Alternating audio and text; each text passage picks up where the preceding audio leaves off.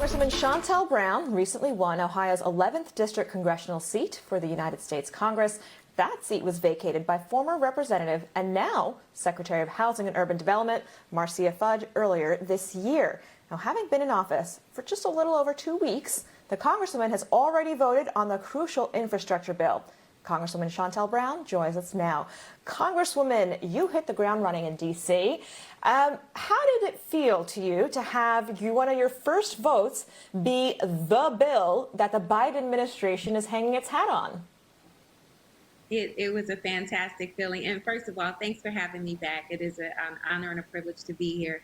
Voting on that bill meant everything. That was exactly what I campaigned on. I told the people of the 11th Congressional District, if they'll send me to Washington, I will work on delivering results. And one of the things that we kind of kid about here on the Hill with me coming in, others have been working on getting this infrastructure deal passed for 5 years. And I was able to get it done in 2 days. So that's my story, and I'm sticking with it. Well, listen, as part of those 2 days, there was constant discussion about who would vote for it, who would not, for a variety of reasons. We know that the women who are termed the squad, many took positions against the bill. How did you not get caught up in the policy priorities of progressives in this moment?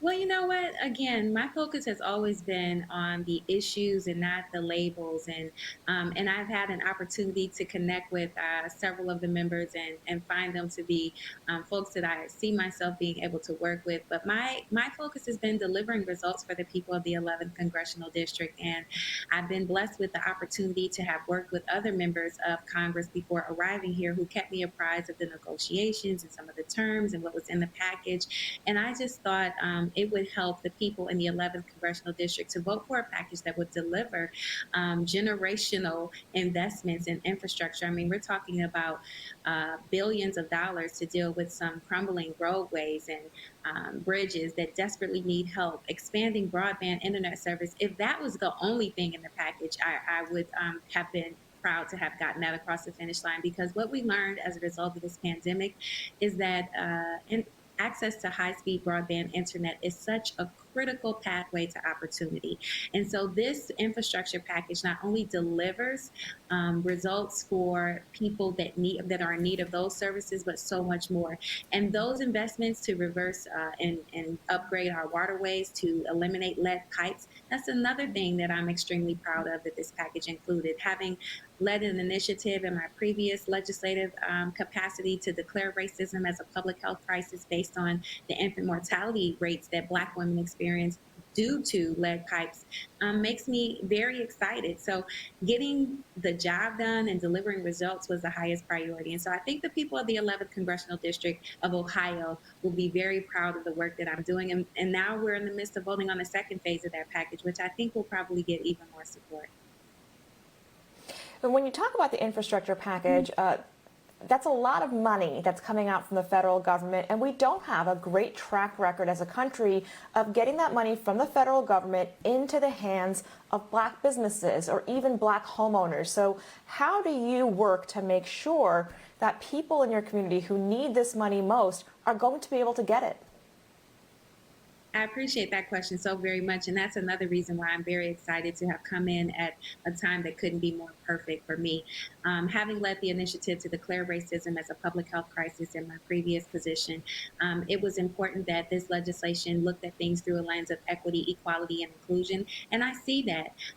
Being a newer member on the Hill, one of the first questions that I asked is, how do we make sure that we appropriate these funds to urban areas? I think when we talk about equity and inclusion, that can be also signaled to use to allocate sources to underserved communities that don't necessarily look like ours, but also need services like the rural communities. And so that's why the bipartisanship of supporting this infrastructure package is so advantageous. But my job as a representative of the people of Ohio's 11th Congressional District is to make sure that we get our fair share of those dollars.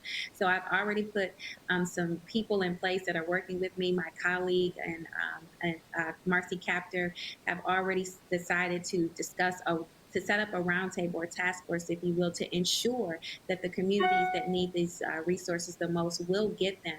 So we'll have a conversation with our new mayor-elect, along with some community stakeholders, our public transit. That is another component of this package that will receive a shot in the arm, which to me is I would say, the veins to the heartbeat of making communities and thrive, and making sure that people can get to some of these jobs, these good paying jobs that will be created as a result of this package. So I'm hyper focused on that, making sure, again, that the money gets to where the people who are in need of it the most receives it. And so that is my priority. And again, that's something that I campaigned on, and it's something that I'm committed to delivering for the people of Ohio's 11th Congressional District.